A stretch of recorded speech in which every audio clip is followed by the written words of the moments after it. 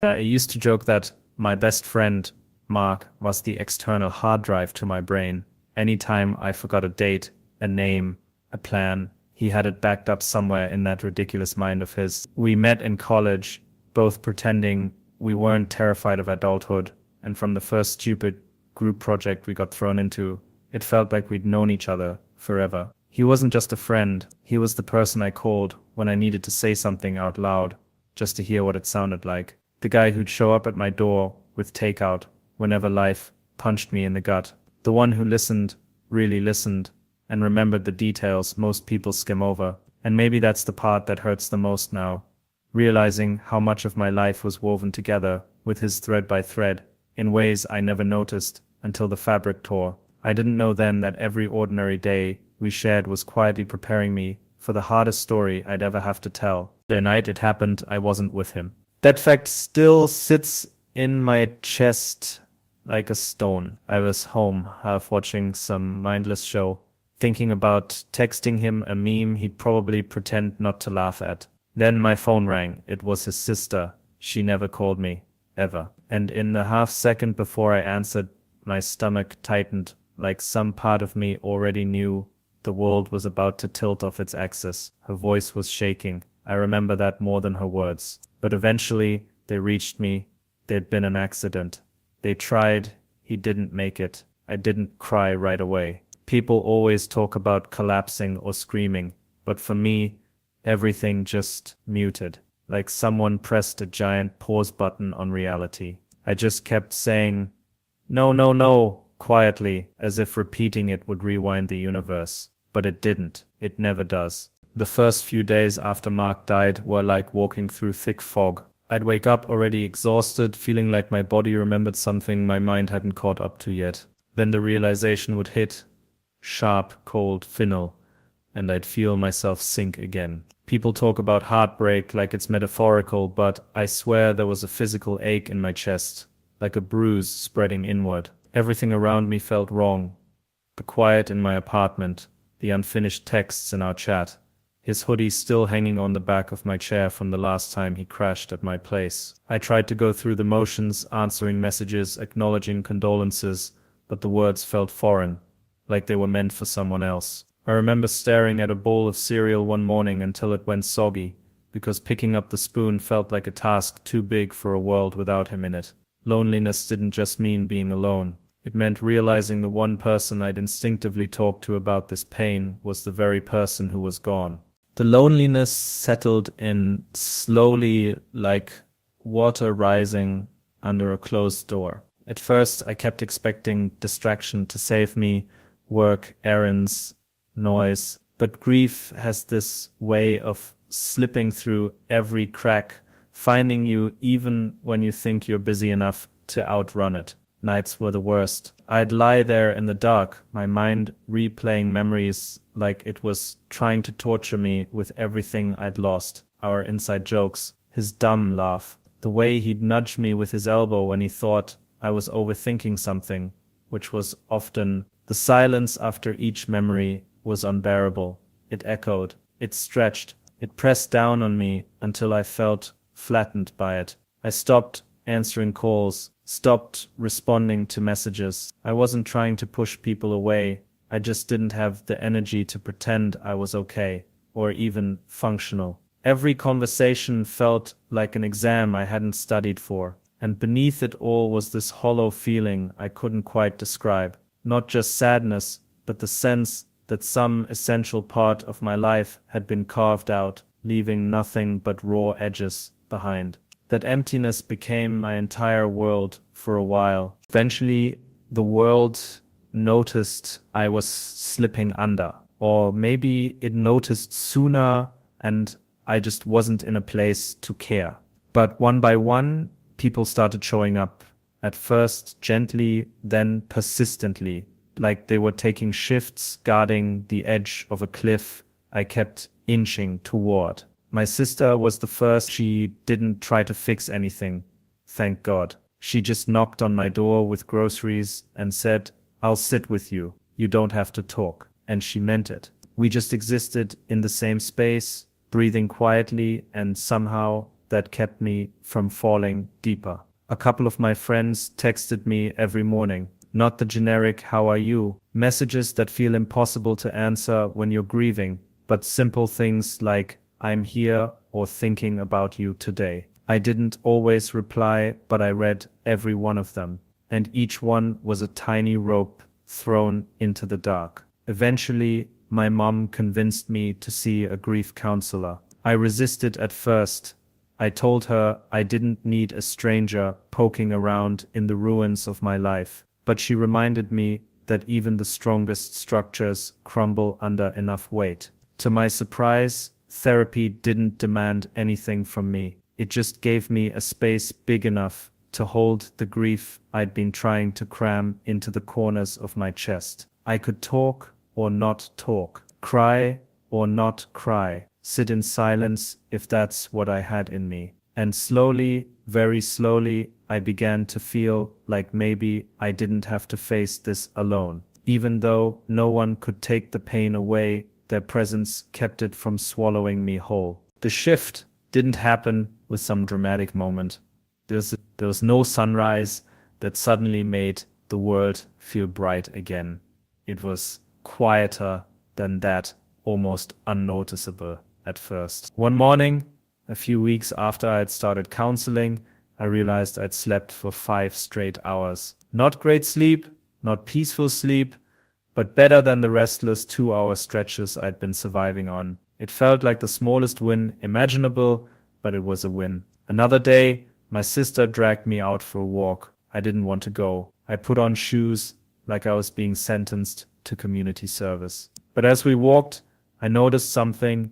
The air felt a little less heavy. The world didn't seem quite as sharp-edged. For a few steps, just a few, I wasn't actively hurting. Grief was still there, of course. It clung to me like a second skin. But these tiny moments, these slivers of almost normalcy, were signs I hadn't recognized yet. Signs that my body, or my mind, or maybe both, were trying to move, even if I wasn't ready to admit it. It didn't feel like healing. It felt more like breathing, just one breath at a time, in a life where that alone was suddenly an achievement. As the days blended into one another, something unexpected began to happen. The memories that once felt like knives started shifting into something else. They were still sharp, still capable of cutting me open without warning, but occasionally they softened. I'd catch myself thinking about Mark, not the loss of him, but him. The way he'd tilt his head when he was pretending to understand something, how he'd clap his hands once when he got excited about an idea, his habit of humming off key whenever he was trying to focus. At first, remembering felt dangerous, like picking up shards of glass. But my therapist asked me one day, what if your memories aren't reminders of what you lost, but reminders of what you had? I didn't know how to answer that. I still don't, completely. But I started trying to notice which memories made my chest tighten in grief and which ones made it tighten in something like warmth. The difference was subtle, barely there, but it existed. And even though I wasn't ready to say it out loud, I began to understand that keeping Mark's memory close didn't have to mean staying frozen in the pain of his absence. It could mean carrying the best parts of him with me, letting them shape the parts of my life he would have cheered for if he was still here. Remembering hurt, but forgetting would have hurt more.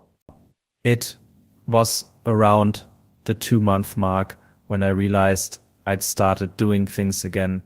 Not big things, not life-changing decisions, but small acts that used to feel ordinary and now felt monumental. I cleaned my apartment for the first time since the funeral, not because I suddenly cared about spotless counters, but because the dust and clutter was starting to feel like physical manifestations of my grief. I didn't finish everything, but clearing even one corner of my living room made me feel like I was reclaiming a piece of myself. I started eating actual meals again. Nothing fancy, just something that required more effort than pouring cereal. And occasionally, on the days when the fog loosened its grip, I'd even catch myself noticing the world outside my window, the shape of the clouds, the sound of kids laughing down the street, little life things I'd gone numb to. It wasn't progress in a straight line. Some days I slid backward into the emptiness. Some days, the simplest tasks were impossible. But somewhere in the middle of all that, I sensed a shift. The future didn't feel like a threat anymore. It didn't feel like betrayal either. It just felt possible, fragile, but possible. I used to avoid anything that reminded me of Mark. Our favorite cafe, the trail we used to walk, the stupid convenience store where he once accidentally bought cat food, thinking it was tuna, but grief has this strange sense of timing. One day, without planning to, I found myself standing outside that cafe. I almost turned around, but something in me said, just try. I ordered his usual drink by accident. Muscle memory, I guess. When I realized what I'd said, I felt that familiar sting behind my eyes. But instead of leaving, I sat down at a corner table with the drink in front of me. It wasn't a ritual or a goodbye or anything dramatic. I just sat there, letting myself miss him. Letting myself remember how he'd stir sugar into his coffee like he was mixing cement. How he talked too loudly and the barista always knew his name. And in that moment, I understood something I hadn't been ready to admit. I didn't have to run from the places he lived in, because he wasn't only there, he was in me too. Every memory wasn't a doorway to pain. Some were windows letting in light I hadn't realized I still needed. Sitting in that cafe hurt, but in a way that felt honest. In a way that felt like healing, not breaking. As more weeks passed, I started noticing something subtle. Mark wasn't fading from my life the way I'd feared he would. Instead, he was showing up in new places, like the way I caught myself giving advice the way he used to. Gentle, but with that blunt humor he was famous for. Or how I stopped second-guessing small decisions because I could practically hear him saying, dude, it's not that deep. I realized that the parts of him I loved most had tangled themselves into who I was becoming. Not in a haunting way, not in a grief defines me now sense, but in the quiet, steady influence of someone whose presence shaped me long before their absence shattered me. There were still days I cried. Days I missed him so much it felt like I'd been punched.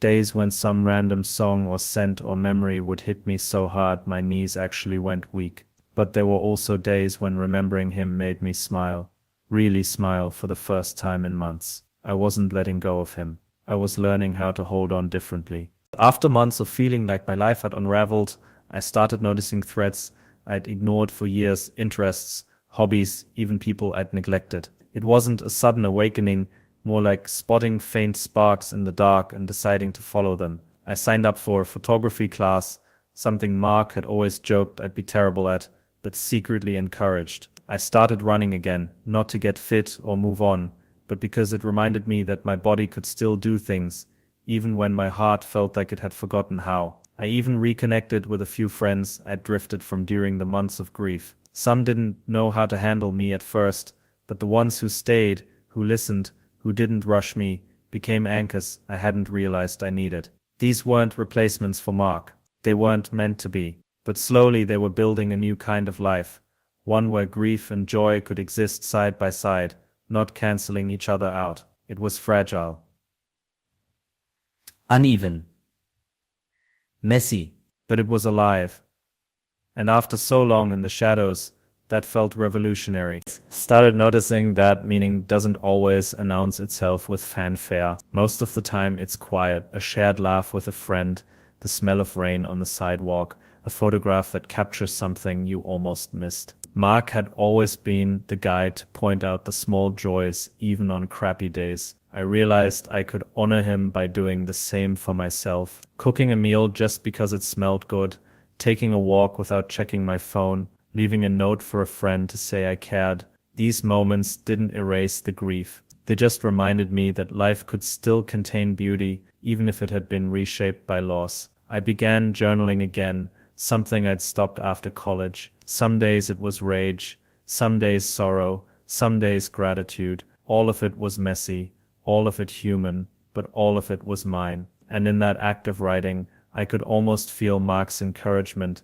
Keep going, idiot. You're better than you think. I realized slowly that living again didn't mean forgetting. It meant noticing the moments that mattered and letting them stitch me back together. Grief was still a part of me, but it no longer had to be the whole story. I started finding ways to carry Mark with me in the everyday, not as a shadow of loss, but as a gentle presence that shaped how I moved through the world. I planted a small tree in the park where we used to hang out, something living and growing that would outlast me both. Sometimes I talk to him when I'm alone, stupid little updates on life, the way I used to share memes or send him texts. It's weird, but it feels like continuing a conversation instead of ending it. Even the smallest gestures began to feel like acts of devotion, finishing a book we would have discussed, listening to the songs he loved, telling people stories about him. It doesn't fill the hole he left behind, but it does make me feel less like I'm wandering a world he no longer inhabits. I'm starting to understand that grief isn't something you get over. It's something you carry, and in carrying it, you find a way to keep living, keep laughing, keep existing in a world that's both changed and unchanged. Mark is gone. But in the quiet, everyday corners of my life, he's still here. And maybe that's enough. It's strange how fragile hope can feel after losing someone you thought was essential to your life. For months, I couldn't imagine a future that didn't revolve around that absence. But slowly, almost imperceptibly, I began noticing little glimmers, tiny hints that life could be bearable again, even meaningful. A friend invited me to a small gathering. I hesitated, convinced I wouldn't belong. But when I went, I laughed, really laughed. It wasn't the same as before, not the easy, effortless laughter I shared with Mark, but it was real, and it reminded me that connection was still possible. I started planning small things for the future, a short trip, a photography project, maybe volunteering somewhere. Nothing huge, nothing to erase the grief, just small threads pulling me toward a life I could shape despite the loss. And in those threads, I found hope, not the naive kind, but a quiet, stubborn sort that whispers, you can survive this and even find joy again. It's not the same life I imagined with Mark, but it's a life worth living. And I'm learning slowly that's enough. If you're reading this and you're in the middle of losing someone, let me tell you what I've learned, though I'm still learning every day. Grief is heavy. It will feel like it's swallowing you whole. It will make ordinary life seem impossible, but you don't have to face it alone. Let people in, even if it's just one person who sits in silence with you. Let yourself remember, even when it hurts. Let yourself cry and let yourself smile when a memory makes your chest ache in a different way. Life after loss doesn't mean forgetting. It means carrying the people we love in new ways, letting their memory shape the way we move forward. It means finding small sparks of meaning, even in moments that feel ordinary. I'm not over it, and I may never be, but I am living again. I am breathing, I am remembering and honoring Mark, and slowly I am learning to hope. If you're here, struggling, aching, or hollow, please know this. It does get possible to live again. Not like nothing happened, but with the memory of those we've lost, gently guiding us toward a life that's still worth being in. You're not alone, and it's okay to keep taking it one small step at a time.